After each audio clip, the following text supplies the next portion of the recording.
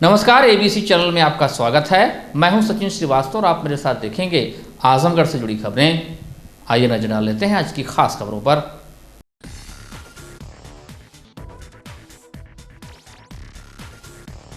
खबर के प्रायोजक हैं वुडन टच वारनाथ Azamgarh, a complete hardware store, Rama multi speciality hospital and trauma centre, Narauli Azamgarh.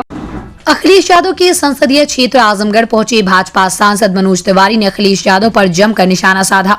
जिले की अतरौलिया विधानसभा सीट के बीजेपी की सहयोगी निषाद पार्टी के प्रत्याशी प्रशांत सिंह के समर्थन में पहुंचे बीजेपी सांसद ने सपा सुप्रीमो अखिलेश यादव पर निशाना साधते हुए उन्होंने कहा कि सांसद बनने के बाद अखिलेश यादव आजमगढ़ के दर्शन करने नहीं आए। इस बार जिले की जनता उन्हें जवाब देगी। जिले के अतरौलिया विधानसभा क्षेत्र में गठबंधन के प्रत्याशी प्रशांत सिंह के चुनाव प्रचार में पहुंचे भाजपा के स्टार प्रचारक ने विरोधियों पर जमकर निशाना साधा। भाजपा सांसद ने कहा कि अतरौलिया की जनता इस बार जाग चुकी है। विगत विधानसभा चुनाव में भाजपा ने 325 सीटें जीती थी, इस बार 326 सीटें जीतकर इतिहास रचेगी। सपा का अहंकार बोल रहा है। जनता को संबोधित करते हुए कहा कि आप लोग समझ लें कि इस बार प्रशांत नहीं मनोज तिवारी की जीत है। मलाई काटने वाले हैं राजभर। सुभाषपा के राष्ट्रीय अध्यक्ष ओम प्रकाश राजभर ने एक दिन पूर्व अतरौलिया में भाजपा पर निशाना साधते हुए कहा था कि आजमगढ़ मंडल सहित पूर्वांचल के 5 जिलों में भाजपा का खाता नहीं खुलेगा। इसके जवाब में भाजपा सांसद मनोज तिवारी ने कहा कि ओम प्रकाश राजभर जैसे लोग मलाई काटने वाले लोग हैं। भाजपा में मलाई नहीं, जनता की भलाई है। यही कारण है कि प्रदेश की जनता भाजपा की तरफ आशा भरी नजरों से देख रही है। भाजपा सांसद मनोज तिवारी ने कहा कि 2017 के विधानसभा चुनाव में भले ही इस जिले को कम सीट मिली, पर इस बार जिले की आधे से अधिक सीटों पर भाजपा विजयी होगी। भाजपा सांसद का कहना है कि प्रदेश के लोगों ने इस बात को मान लिया है कि योगी और मोदी के साथ चलने में ही भलाई है। अतरौलिया में आयोजित कार्यक्रम में पहुंचे भोजपुरी गायक मनोज तिवारी ने गाना भी गाया। मंदिर अब बनने लगा है, भगवा रंग चढ़ने लगा है, निमिया के डार मैया व इंटरनेशनल लिट्टी चोखा जैसे एक से बढ़कर एक भोजपुरी गाने गाकर लोगों को भाजपा के पक्ष में मतदान करने के लिए प्रेरित किया। समझ लीजिए कि वो जनता का कोई भी चिंता नहीं करता है और जनता ऐसे लोगों को जवाब दे। भले दिल्ली चले गए लेकिन पूर्वांचल तो आपका रहा। अरे भाई, हमार बाटे और हम क्या कहते नहीं, मैं बोल रहा प्रशांत का जीतना मनोज तिवारी की जीत होगी, योगी आदित्यनाथ नरेंद्र मोदी की जीत होगी। और हमारा पूरा विश्वास बा कि इस बार अतरौलिया के लोग, पूर्वांचल के लोग इस बार नरेंद्र मोदी, योगी जी और हमारे जहाँ जहाँ कैंडिडेट हैं अतरौलिया से मेरा कि प्रशांत जीतेगा और मनोज तिवारी दोबारा होली गाने यहाँ आएगा। ओम प्रकाश राजभर आए थे। ओम प्रकाश राजभर का कहना है कि पूर्वांचल की 5 सीटों पर भाजपा का खाता नहीं खुलेगा और जो 4 चरण के चुनाव हुए हैं उसमें सपा सरकार बनाने भर के जीत चुकी है। क्या कहेंगे? देखिए, ये लोग मलाई काटने वाले लोग हैं। ये लोग चाहते हैं कि हम वहाँ रहें जहाँ मलाई मिले। भाजपा में तो थे ही, लेकिन भाजपा में मलाई नहीं होती, जनता के लिए भलाई होती है। तो जो मलाई वाले हैं उनको भी जनता बताएगी, जो जनता की भलाई वाले हैं उनको भी जनता। 2017 के विधानसभा में जब पूरा प्रदेश में आपका विजय रथ दौड़ा, आजमगढ़ में 1 सीट मिली है, कितना चुनौती मानते हैं इस बार आप? मैं समझता हूँ 5 साल में जो परिचय दिया गया है कि हम सबके लिए एक समान सोचते हैं, उसका फल हमको इस बार आजमगढ़ में मिलेगा और अतरौलिया तो अवश्य जीते। अच्छा भैया, कितने सीटों की अपेक्षा करते हैं? देखिए, मुझे लगता है कि हम आजमगढ़ की 50% सीटों को निश्चित रूप से जीतेंगे, इसमें कोई दो राय नहीं। अच्छा भैया, जो जातिगत आंकड़े की बात की जाए तो पूर्वांचल में कहा जाता है कि जातिगत बेस में चुनाव होता है। ब्राह्मण को बहुत नाराज बताया गया बीजेपी से। देखो, ब्राह्मण तो 14 के बाद प्रधानमंत्री खाली संस्कृत का श्लोक बोलते हैं, इससे बड़ा ब्राह्मणों का उत्कर्ष क्या होगा। हालांकि हम इस लाइन पे सोचते नहीं। हमारा तो उद्देश्य है भैया, अगर देखिए आजमगढ़ में जिस प्रकार से अखिलेश जी सांसद बनने के बाद दर्शन नहीं दिए हैं, हमको तो अभी तक का सर्वे कह रहा है कि हम यहाँ पे आधा से ज़्यादा ही सीटें जीतेंगे। लेकिन सब भी जीत ले तो आश्चर्य मत करिएगा, क्योंकि आजमगढ़ के लोगों ने ये मान लिया है कि योगी मोदी के साथ चलने में ही विकास। देखिए, अब की बार, पिछली बार जब मैं आया था तो मुझे लगता है उस साल भी 10-12 हज़ार की भीड़ थी, लेकिन इस बार मैं देख रहा हूँ ये जो 20-25 हज़ार लोग जुटे हैं।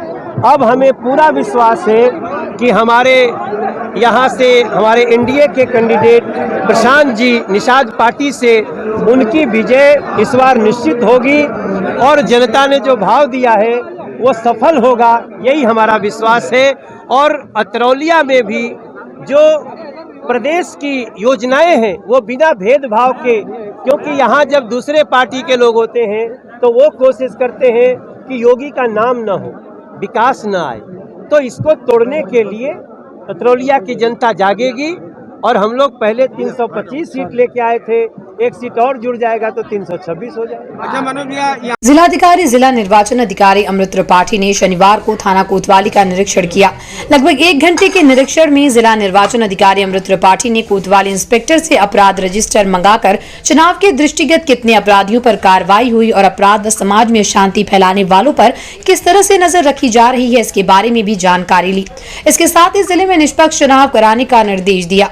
निर्वाचन अधिकारी के निरीक्षण का मुख्य मकसद चुनाव को ध्यान में रखते हुए शांति फैलाने वालों पर नजर रखना था। वहीं जिले के एसपी अनुराग आर्य ने पुलिस लाइन सभागार में पुलिस के आला अधिकारियों के साथ सभी थानों के इंस्पेक्टरों के साथ बैठक कर चुनाव के संबंध में निर्देश दिए। एसपी अनुराग आर्य ने सभी थानेदारों को अपने अपने क्षेत्रों में सतर्कता बरतने के निर्देश दिए, जिससे कि आपराधिक घटनाओं पर रोक लगाई जा सके। जिला निर्वाचन अधिकारी अमृत त्रिपाठी ने जिले के समस्त एसडीएम को निर्देश दिए कि चुनाव के दौरान सभी लोग आपस में कोऑर्डिनेशन रखें।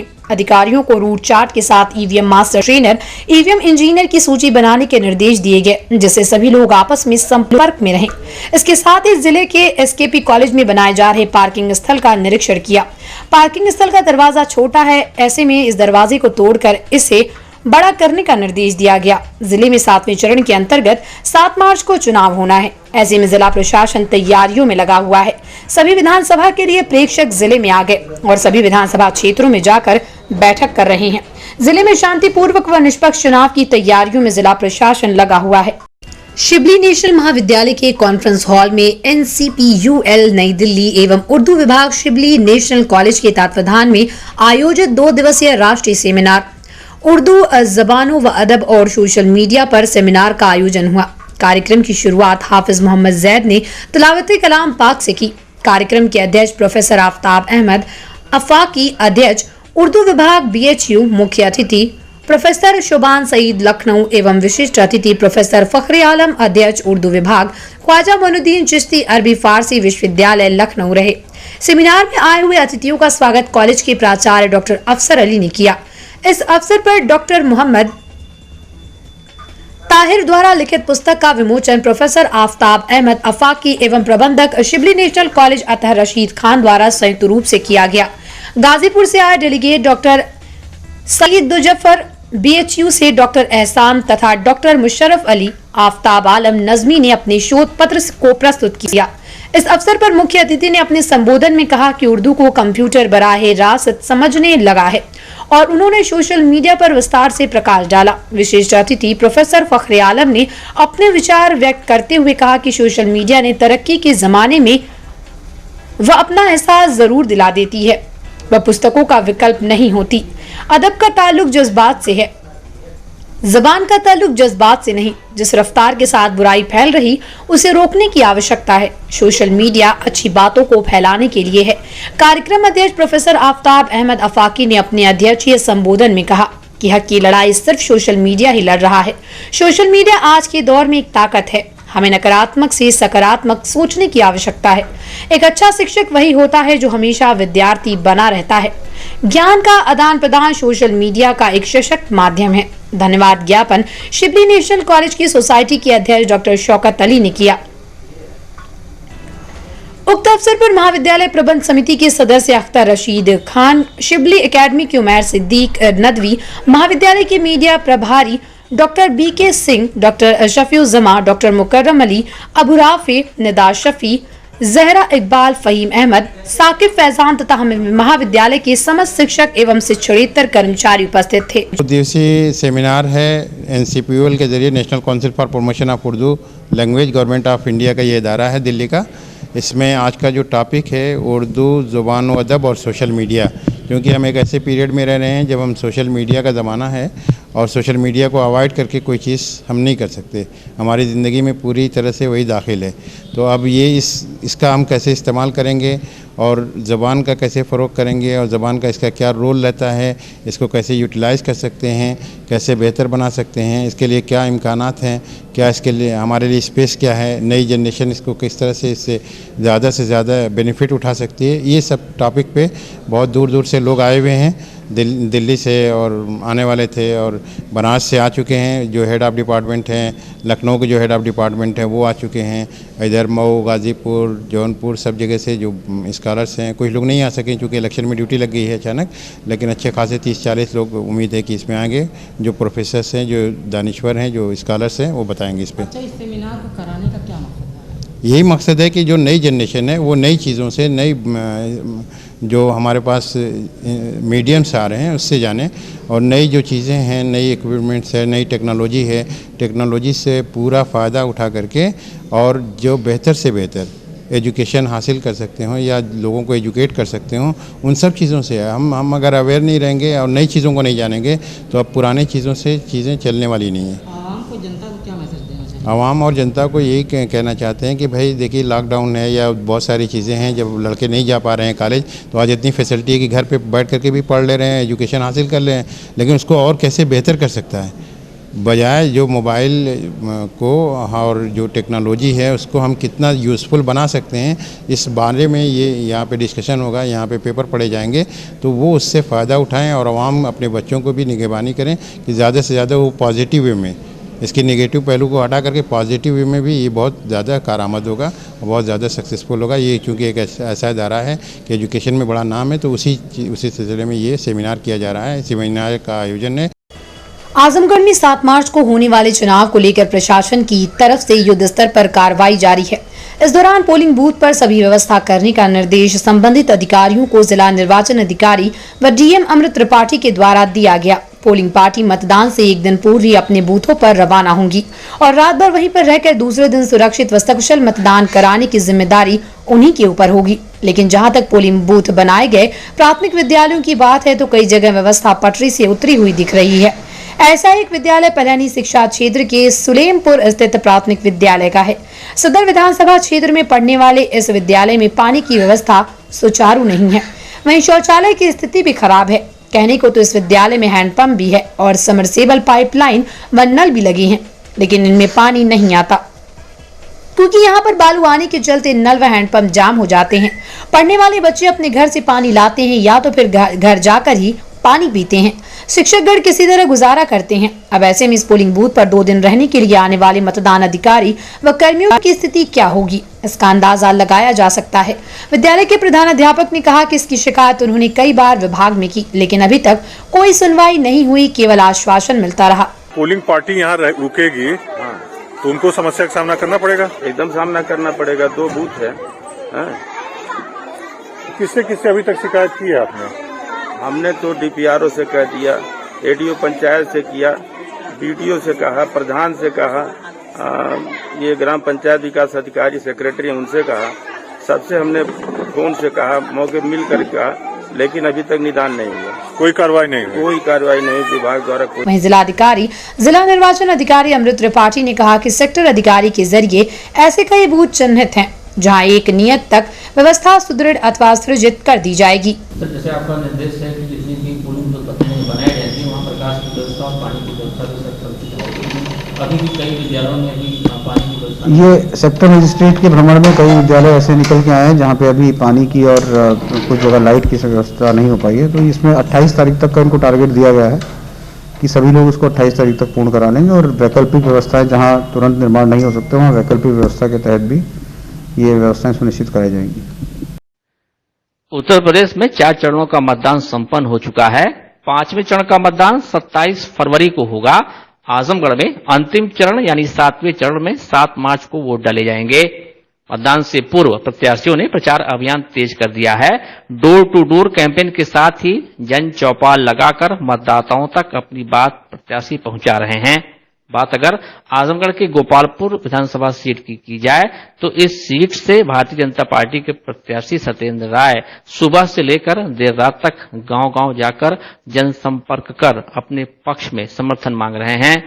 उनका कहना है कि केंद्र की मोदी जी की और प्रदेश की योगी जी की सरकार ने काम किया है और इसी की बदौलत हमें अपार जन समर्थन मिल रहा है।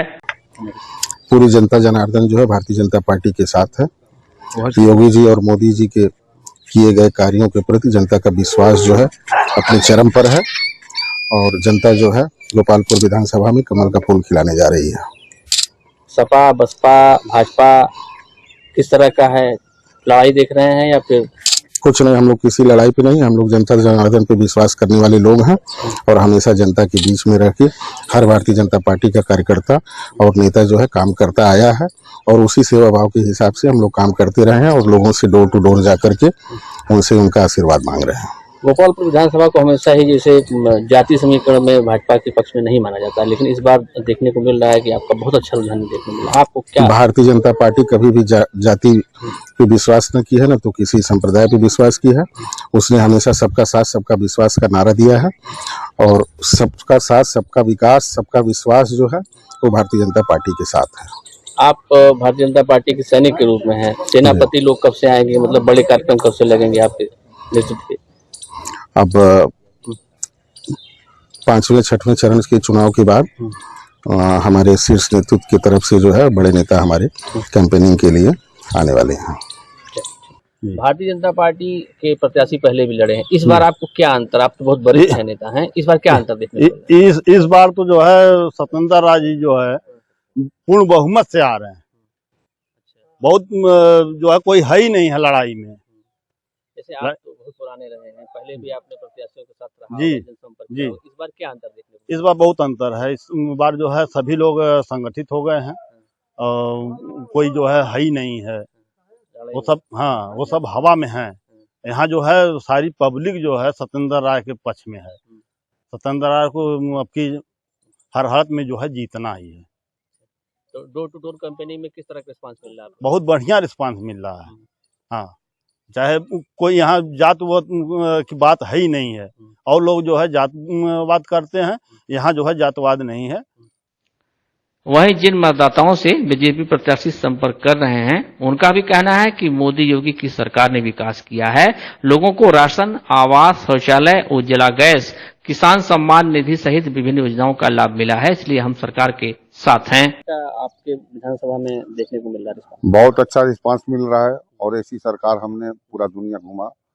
मैं भूतपूर्व सैनिक हूँ, लेकिन जितना मोदी जी कर रहे हैं और योगी जी कर रहे हैं ऐसी कोई सरकार नहीं की। हर एक इंसान को, किसान को पैसा मिल रहा है, राशन मिल रहा है और पहले जो है अगर 1 रुपया ऊपर से चलता था तो नीचे आते आते 15 पैसा हो जाता था। अब जो है अगर 6000 किसान को मिल रहा है, ऊपर से चल रहा है तो डायरेक्ट खाते में आ रहा है। तो ये सब व्यवस्था जो है मोदी जी की है, योगी जी की है। से आप किस आधार पर वोट डालेंगे इस बार, जब आपके यहाँ मतदान 7 तारीख को है, तो वोट डालते समय क्या आपके दिमाग में रहेगा? ना हमेशा ये रही मोदी सरकार ना और इनके पर बहुत सत्येंद्र राय कमल के फूल अपने क्षेत्र जलालपुर विकास। नहीं तो जैसे आप बीजेपी को क्यों देना चाहते हैं, क्या आपको बीजेपी सरकार में क्या मिला है? 5 साल में कुछ मिला है? बहुत सुविधा मिली मोदी सरकार से, राशन और हर तरह से, और इंदिरा आवास भी एक मिला था, दोबारा रुका हुआ है, उन्हीं पर हमेशा ख्याल है। और आवास वगैरह से आप खुश हैं? सरकार से खुश हैं? हाँ। और जैसे सरकार से संतुष्ट हैं आप? हाँ। क्या क्या मिला आपको 5 साल में योगी सरकार में? पैसा मिलल है, राशन मिलल है, और क्या है? और क्या? अच्छा, तो सरकार से खुश हैं? हाँ।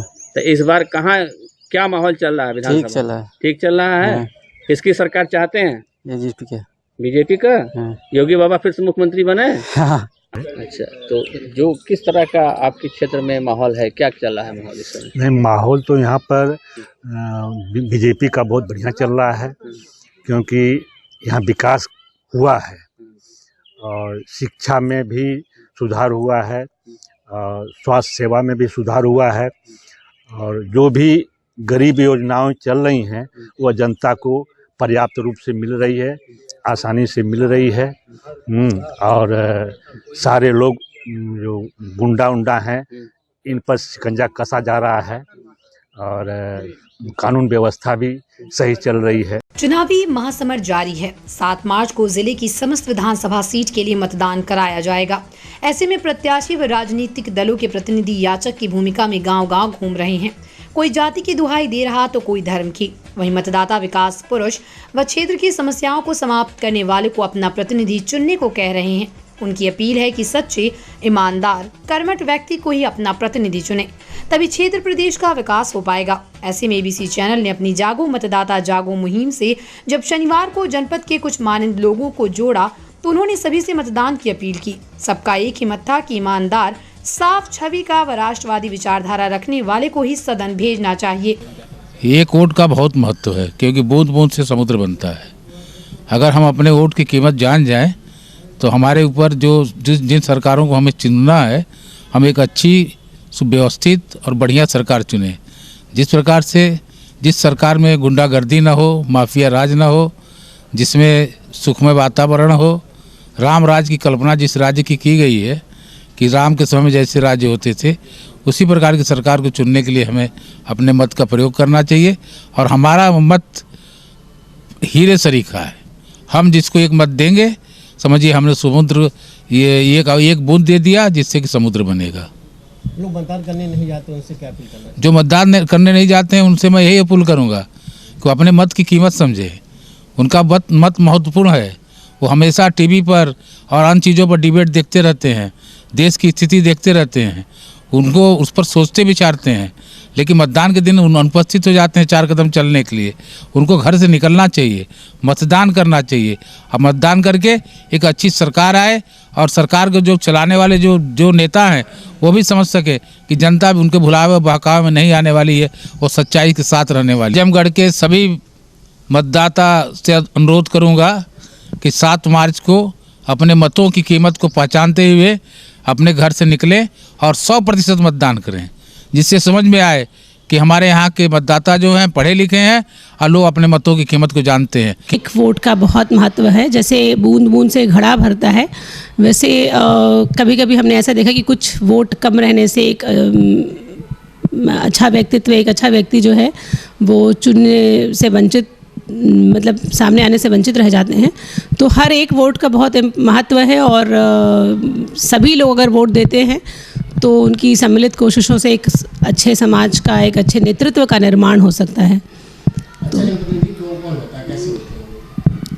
सर, जनप्रतिनिधि मतलब वो जो जनता की स्थिति, उसकी समस्याएं, उसके साथ अच्छा और बुरा क्या है उसका प्रतिनिधित्व करे। उनके साथ जो प्रॉब्लम्स हैं, उनके साथ जो वो चीज़ फेस कर रहे हैं उसको लेके आगे तक जाए और सिस्टम में बात आगे तक पहुंचाए। तो प्रतिनिधि मतलब यही है कि जो जनता की बातों का प्रतिनिधित्व करे, आगे तक लेके जाए, उन समस्याओं का सल्यूशन ढूंढे, हेल्प करे कि वो समस्याएं ख़त्म हो। तो जनप्रतिनिधि जनता के बीच से ही हो, जो उनकी चीज़ों को समझे, उसको हम कहते हैं कि वो जनप्रतिनिधि बड़े अच्छा है। और अपने जनप्रतिनिधि को अगर हम चाहते हैं कि वो हमारी बात ऊपर तक लेके जाए तो हमें उसको सहयोग करके अपना मतदान करेंगे, तभी वो व्यक्ति निकलेगा, आगे जाएगा और आपकी बात, आपकी समस्याओं का निराकरण करने में आपकी मदद कर पाएगा। देखिए, अब की स्थिति में ये है कि महिलाएं बहुत जागरूक हैं। मैं देखती हूँ न्यूज़पेपर में भी और सामने से भी देखती हूँ कि बहुत सारे ऐसे कार्यक्रम हैं जिसमें महिलाएं आगे बढ़ रही हैं, लीड ले रही हैं। और दरअसल पहले की स्थिति थोड़ी अलग थी। महिलाएं बहुत ज़्यादा व्यस्त रहती थी घर के कामों में, अभी भी हैं, लेकिन वो अपनी जिम्मेदारियां समझती हैं। वो घर के कामों के साथ साथ अपनी सामाजिक जो सरोकार है उसका भी निर्वाह कर रही हैं।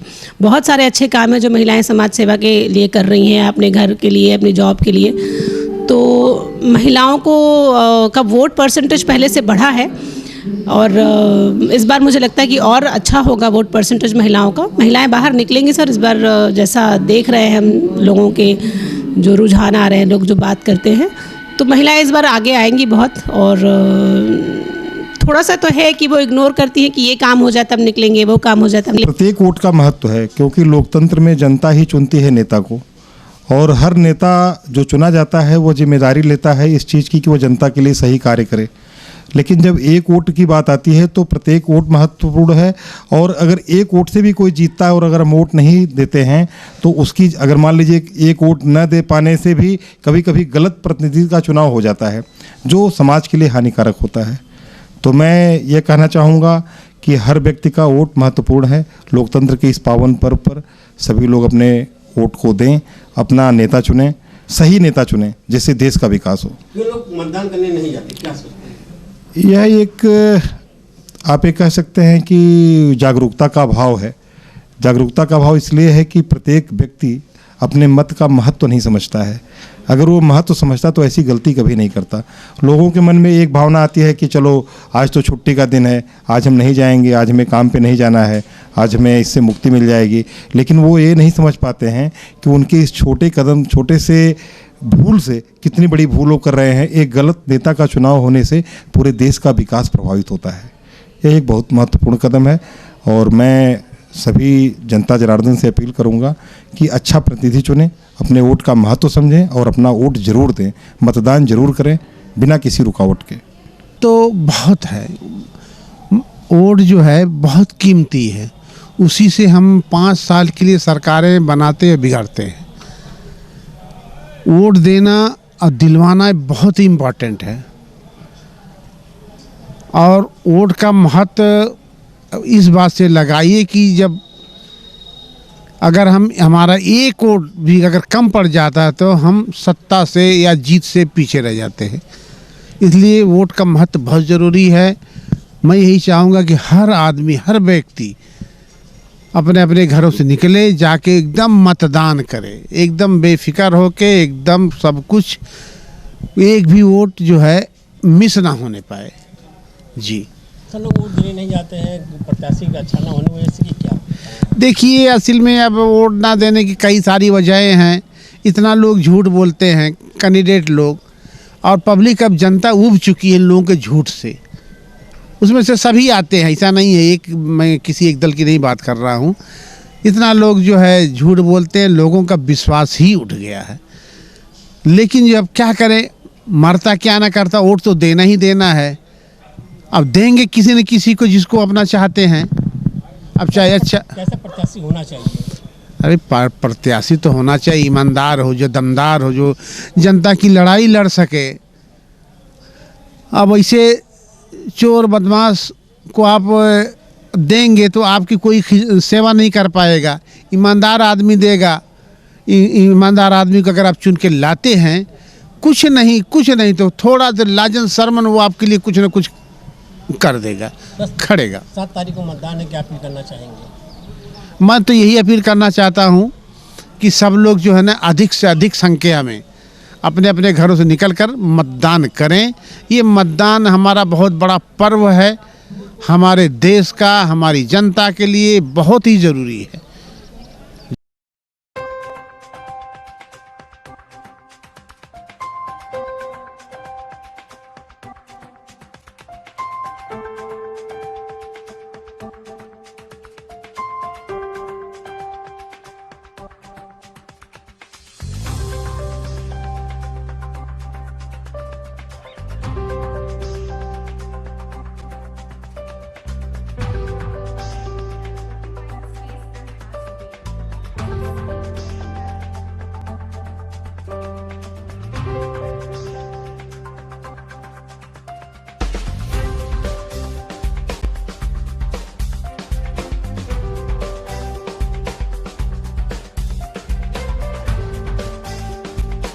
Wooden touch Bhanwarnath Azamgarh, a complete hardware store.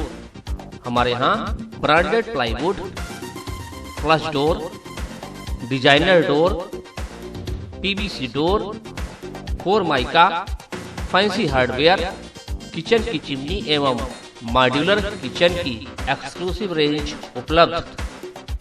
अपने आशियाने में लगाइए 4 चांद, पहुंचिए वुडन टच भंवरनाथ आजमगढ़।